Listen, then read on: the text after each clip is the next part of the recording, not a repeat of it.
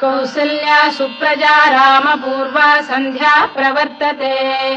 उत्तिष्ठ नरशार्दूल कर्तव्यम् दैवमाह्निकम् कौसल्या सुप्रजा रामपूर्वा सन्ध्या प्रवर्तते उत्तिष्ठ नरशार्दूल कर्तव्यम् दैवमाह्निकम् उत्तिष्ठोत्तिष्ठ गोविन्द उत्तिष्ठ गरुडध्वज उत्तिष्ठ कमलाकान्ता त्रैलोक्यम् मङ्गलम् कुरु उत्तिष्ठोत्तिष्ठ गोविन्द उत्तिष्ठ गरुडध्वज उत्तिष्ठ कमलाकान्ता त्रैलोक्यम् मङ्गलम् कुरु मातः समस्त जगताम् मधुकैटभारे वक्षो विहारिणि मनोहर दिव्यमूर्ते श्रीस्वामि निःश्रित जनप्रियदानशीले श्रीवेङ्कटेश दयिते तव सुप्रभातम् मातः समस्त जगताम् मधुकैटभारे वक्षो विहारिणि मनोहर दिव्यमूर्ते श्रीस्वामि निःश्रित जनप्रियदानशीले श्रीवेङ्कटेश दयिते तव सुप्रभातम् तव सुप्रभातमरविन्दलोचने भवतु प्रसन्नमुखचन्द्रमण्डले विधिशङ्करेन्द्रवनिताभिरर्चिते वृषशैलनाथ दयिते दयानिधे अत्र्यादिसप्तऋषयः समुपास्य सन्ध्याम् आकाशसिन्धुकमलानि मनोहराणि आदाय पादयुगमर्चयितुम् प्रपन्नाः शेषाद्रिशेखर विभो तव सुप्रभातम् पञ्चाननाब्ज भव षण्मुखवासवाद्याः त्रैविक्रमादिचरितम् विबुधास्तुवन्ति भाषापतिः पठति वासरशुद्धिमारात् शेषाद्रिशेखर विभो तव सुप्रभातम् ईषत्प्रफुल्ल सरसीरुहनारिकेलपूगद्रुमादिषु मनोहर पालिकानाम् आवाति मन्दमनिलः सह दिव्यगन्धैः शेषाद्रिशेखर विभो तव सुप्रभातम् उन्मील्य नेत्रयुगमुत्तम पञ्जरस्थाः पात्रावशिष्ट कदलीफलपायसानि भुक्त्वा सलीलमथकेलिशुकाः पठन्ति शेषाद्रिशेखर विभो तव सुप्रभातम् तन्त्री प्रगर्ष मधुरस्वनया विपञ्च गायत्यनन्दचरितम् तव नारदोऽपि भाषा समग्रमसकृत्करचार रम्यम् शेषाद्रिशेखर विभो तव सुप्रभातम् भृङ्गावळी च मकरन्दरसानुविद्ध झङ्कारगीत निनदैः सह सेवनाय गिर्यात्युपान्त सरसी कमलोदरेभ्यः शेषाद्रिशेखर विभो तव सुप्रभातम् योषा गणेन वरदध्नि विमथ्यमाने घोषालयेषु दधिमन्थन तीव्र घोषाः रोषात् कलिम् विदधते ककुभश्च कुम्भाः शेषाद्रिशेखर विभो तव सुप्रभातम् पद्मेश मित्र शतपत्र गतालिवर्गाः हर्तुम् श्रियम् कुवलयस्य निजाङ्गलक्ष्म्या भेरी निनादमिव बिभ्रति तीव्रनादम् शेषाद्रिशेखर विभो तव सुप्रभातम् श्रीमन्नभीष्टवरदाखिल लोकबन्धो श्री श्रीनिवास जगदेक दयैक सिन्धो श्रीदेवतागृह भुजान्तल दिव्यमूर्ते श्रीवेङ्कटाचलपते तव सुप्रभातम् श्रीमन्नभीष्टवरदाखिल लोकबन्धो श्री श्रीनिवास जगदेक दयैक सिन्धो श्रीदेवतागृह भुजान्तर दिव्यमूर्ते श्रीवेङ्कटाचलपते तव सुप्रभातम् श्रीस्वामि पुष्करिणिकाप्लव निर्मलाङ्गाः श्रेयोर्थिनो हर विरिञ्च सनन्दनाद्याः द्वारे वसन्ति वरवेत्र हतोत्तमाङ्गाः श्रीवेङ्कटाचलपते तव सुप्रभातम् श्रीशेषशैल गरुडाचल वेङ्कटाद्रिनारायणाद्रिवृषभाद्रिवृषाद्रिमुख्याम् आख्याम् त्वदीय वसतेरनिशम् वदन्ति श्रीवेङ्कटाचलपते तव सुप्रभातम् सेवा परा शिव सुरेश कृशानुधर्म रक्षोऽम्बुनाथ पवमान धनाधिनाथाः बद्धाञ्जलि प्रविलसन् निज शीर्षदेशाः श्रीवेङ्कटाचलपते तव सुप्रभातम् घाटीषु देवि खगराज मृगाधिराज नागाधिराज गजराज हयाधिराजाः स्वस्वाधिकारमहिमाधिकमर्थयन्ते श्रीवेङ्कटाचलपते तव सुप्रभातम् सूर्येन्दुभौम बुधवाक्परिकाव्यसौरि स्वर्भानुकेतुरिविशत्परिषत्प्रधानाः त्वद्दासदासचरमावधिदासदासाः श्रीवेङ्कटाचलपते तव सुप्रभातम् त्वत्पादधूलिभरितस्फुरितोत्तमाङ्गाः स्वर्गापवर्गनिरपेक्ष निजान्तरङ्गाः कल्पागमाकलनयाकुलताम् लभन्ते श्रीवेङ्कटाचलपते तव सुप्रभातम् त्वद्गोपुराग्रशिखराणि निरीक्षमाणाः स्वर्गापवर्गपदवीम् परमाम् श्रयन्तः मर्त्या मनुष्य भुवने मतिमाश्रयन्ते श्रीवेङ्कटाचलपते तव सुप्रभातम् श्रीभूमिनायक दयादिगुणामृताब्धे देवादिदेव जगदेक शरण्यमूर्ते श्रीमन्ननन्त गरुडादिभिरर्चिताघ्रे श्रीवेङ्कटाचलपते तव सुप्रभातम् श्रीपद्मनाभ पुरुषोत्तम वासुदेव वैकुण्ठ माधव जनार्दन चक्रपाणे श्रीवत्स चिह्न शरणागत पारिजात श्रीवेङ्कटाचलपते तव सुप्रभातम् कन्दर्पदर्पहर सुन्दर दिव्यमूर्ते कान्ताकुजाम्बुरुह कुड्मललोल दृष्टे कल्याण निर्मल गुणाकर दिव्यकीर्ते श्रीवेङ्कटाचलपते तव सुप्रभातम् मीनाकृते कमठकोल नृसिंहवर्णिन् स्वामीन् परश्वत तपोधन रामचन्द्र शेषांश रामयदुनन्दन कल्किरूप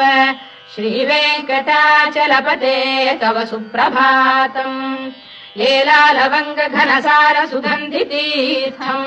दिव्यम् वियस्सरिति हेम घटेषु पूर्णम् धृत्वाद्य वैदिक शिखामणयः प्रहृष्टाः तिष्ठन्ति वेङ्कटपते तव सुप्रभातम्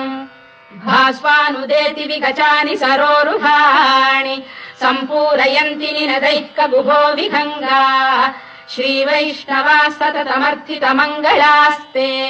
धामाश्रयन्ति तव वेङ्कट सुप्रभातम् ब्रह्मादयः सुरवराः समहर्षयस्ते सन्तः सनन्दन मुखास्तव योगिवर्याः धामान्तिके तव हि मङ्गलवस्तु हस्ताः श्रीवेङ्कटाचलपते तव सुप्रभातम् लक्ष्मीनिवास निरवद्य गुणैक सिन्धो संसार सागर समुत्तरणैकसेतो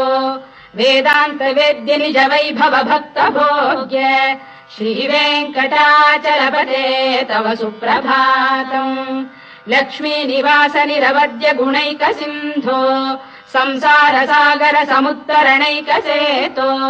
वेदान्त वेद्य निज वैभव भक्त भोग्य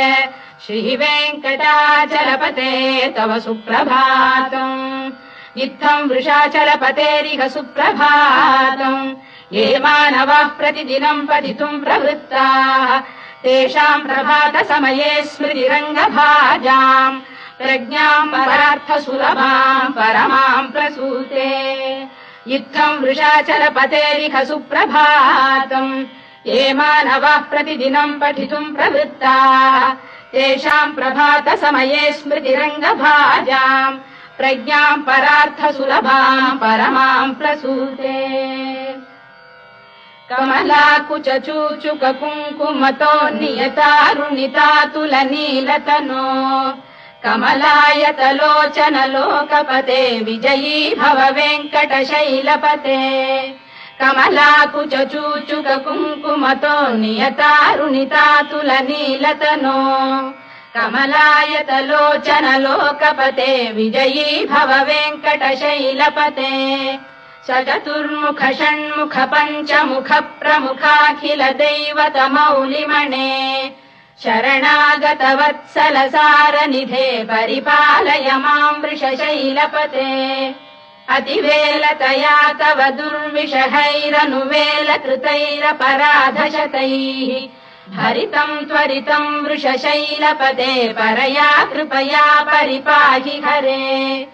अधिवेङ्कटशैलमुदारमतेर्जनदाभिमताधिकदानरतात् परदेवतया गदितान्निगमै कमलादयितान्न परम् कलये कलवेणुरवावशगोपवधू शरकोटिवृता स्मरकोटिसमात् रतिवल्लविकाभिमतात् सुखदात् वसुदेवसुतान्न परम् कलये अभिराम गुणाकरदाशरथे जगदेकधनुर्धर धीरमते रघुनायक राम रमेश विभो वरदो भवदेव दया जलधे अवनीतनया कमनीय करम् रजनीकर चारुमुखाम्बुरुहम् रजनीचर राजतमो मिहिरम् महनीयमहम् रघुराममये सुमुखम् सुहृदम् सुलभम् सुखदम् स्वनुजम् च सुखायममोघशरम् अपहाय रघुद्वहमन्यमहम् न कथञ्चन कञ्चन जातु भजे विना वेङ्कटेशम् न नाथो न नाथः सदा वेङ्कटेशम् स्मरामि स्मरामि हरे वेङ्कटेश प्रसीद प्रसीद प्रियम् वेङ्कटेश प्रयच्छ प्रयच्छ विना वेङ्कटेशम् न नाथो न नाथः सदा वेङ्कटेशम् स्मरामि स्मरामि हरे वेङ्कटेश प्रसीद प्रसीद प्रियम् वेङ्कटेश प्रयच्छ प्रयच्छ अहम् दूरतस्ते पदाम्भोजयुग्म प्रणामेच्छयागत्य सेवाम् करोमि सकृत्सेवया नित्यसेवा फलम् त्वम् प्रयच्छ प्रयच्छ प्रभो वेङ्कटेश अज्ञानिना मया दोषानशेषान् विहितान् हरे क्षमस्वत्वम् क्षमस्वत्वम् शेषशैलशिखामणे अज्ञानिना मया दोषानशेषान् विहितान् हरे क्षमस्वत्वम् क्षमस्वत्वम् शेषशैलशिखामणे ईशानाम् जगतोऽस्य वेङ्कटपतेर्विष्णोः पराम् प्रेयसीम् तद्वक्षस्थलनित्यवासरसिकाम् तत्क्षान्तिसंवर्धिनीम् पद्मालङ्कृतपाणिपल्लवयुगाम् पद्मासनस्थाम् श्रियम् वात्सल्यादिगुणोज्ज्वलाम् भगवतीम् वन्दे जगन्मातरम् ईशानाम् जगतोऽस्य वेङ्कटपतेर्विष्णोः पराम् प्रेयसीम् तद्वक्षस्थलनित्यवासरसिकाम् तत्क्षान्तिसंवर्धिनीम् पद्मालङ्कृतपाणिपल्लवयुगाम् पद्मासनस्थाम् श्रियम् वात्सल्यादिगुणोज्ज्वलाम् भगवतीम् वन्दे जगन्मातरम् श्रीमन्कृपाजलनिधे कृत सर्वलोक सर्वज्ञ शक्तनत वत्सल सर्वशेषिन् स्वामिन् सुशील सुलभाश्रित पारिजात श्रीवेङ्कटेश चरणौ शरणम् प्रपद्ये श्रीमन्कृपाजलनिधे कृत सर्वलोक सर्वज्ञ शक्तनत वत्सल सर्वशेषिन् स्वामिन् सुशील सुलभाश्रित पारिजात श्रीवेङ्कटेश चरणौ शरणम् प्रपद्ये आनूपुरार्पित सुजात सुगन्धि पुष्प सौरभ्य सौरभकरौ समशन्निवेशौ सौम्यौ सदानुभवनेऽपि नवानुभाव्यौ श्रीवेङ्कटेश चरणौ शरणम् प्रपद्ये सद्यो विकासि समुदित्वरसान्द्र राग सौरभ्य निर्भर सरोरुह साम्यवार्ताम् सम्यक्षु साहसपदेषु विलेखयन्तौ श्रीवेङ्कटेश चरणौ शरणम् प्रपद्ये रेखामयध्वज सुधाकलशातपद्रवज्राङ्कुशाम्बुरुह कल्पक शङ्ख चक्रैः भव्यैरलङ्कृततलौ परतत्त्वचिह्नैः श्रीवेङ्कटेश चरणौ शरणम् प्रपद्ये ताम्रोदरद्विपराजित पद्मरागौ बाह्यैर्महोभिरभिभूत महेन्द्र नीलौ उद्यन्नखांशुभिरुदस्त शशाङ्कभासौ श्रीवेङ्कटेश चरणौ शरणम् प्रपद्ये सप्रेम भीति कमलाकर पल्लवाभ्याम् संवाहनेऽपि सपदिक्लममादधानौ कान्ताववाङ्मनस गोचरसौ कुमार्यौ श्रीवेङ्कटेश चरणौ शरणम् प्रपद्ये लक्ष्मी महीतदनुरूप निजानुभाव नीलादि दिव्यमलिशीकर पल्लवानाम् आरुण्य संक्रमणतः किल सान्द्ररागौ श्रीवेङ्कटेश चरणौ शरणम् प्रपद्ये निद्यानमद्विधि शिवादि किरीटकोटि प्रत्युक्त दीप्तनवरत्नमः प्ररोहैः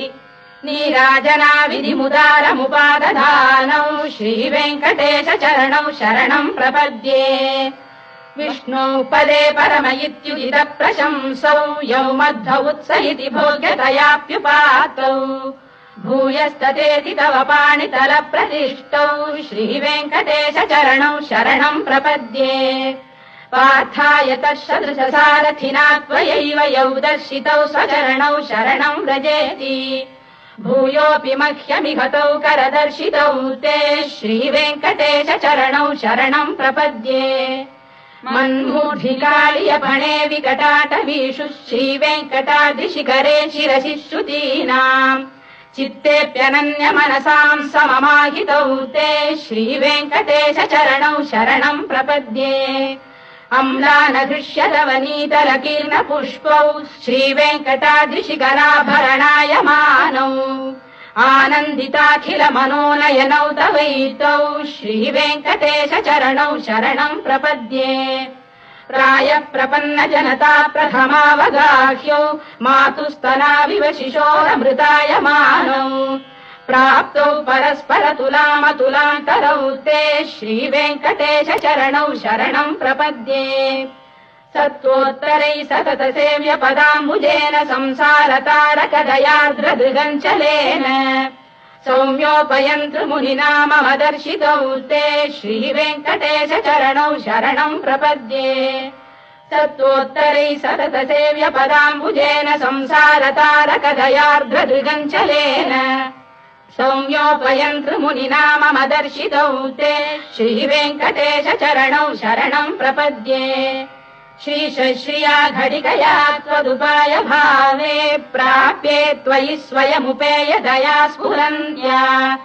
नित्याश्रिताय निरवद्य गुणाय तुभ्यम् स्याम् किङ्करो वृषगिरीश न जातु मह्यम् श्रीशश्रिया घटिकया त्वदुपाय भावे प्राप्ये त्वयि स्वयमुपेय दया स्फुरन्त्या नित्याश्रिताय निरवद्य गुणाय तुभ्यम् स्याम् किङ्करो वृषगिरीश न जातु मह्यम् श्रियकान्ताय कल्याण निधये निधयेऽर्थिनाम् श्रीवेङ्कटनिवासाय श्रीनिवासाय मङ्गलम् श्रियकान्ताय कल्याण निधये निधयेऽर्थिनाम् श्रीवेङ्कटनिवासाय श्रीनिवासाय मङ्गलम् लक्ष्मी सविभ्रमालोक सुभ्रू विभ्रम चक्षुषे चक्षुषे सर्वलोकानाम् वेङ्कटेशाय मङ्गलम् श्रीवेङ्कटाद्रिशृङ्गाग्रमङ्गलाभरणाङ्गये मङ्गलानाम् निवासाय श्रीनिवासाय मङ्गलम् सर्वावयव सौन्दर्य सम्पदा सर्वचेतसाम् सदा सम्मोहनायास्तु वेङ्कटेशाय मङ्गलम् नित्याय निरवध्याय सत्यानन्दचिदात्मने सर्वान्तरात्मने श्रीमद्वेङ्कटेशाय मङ्गलम् स्वतः सर्वविदे सर्वशक्तये सर्वशेषिणे सुलभाय सुशीलाय वेङ्कटेशाय मङ्गलम् परस्मै ब्रह्मणे पूर्णकामाय परमात्मने प्रयुञ्जे परतत्त्वाय वेङ्कटेशाय मङ्गलम् आकालतत्त्वमशान्तमात्मनामनुपश्यताम् अतृप्त्यमृतरूपाय वेङ्कटेशाय मङ्गलम् प्रायः स्वचरणौ पुंसाम् शरण्यत्वेन पाणिना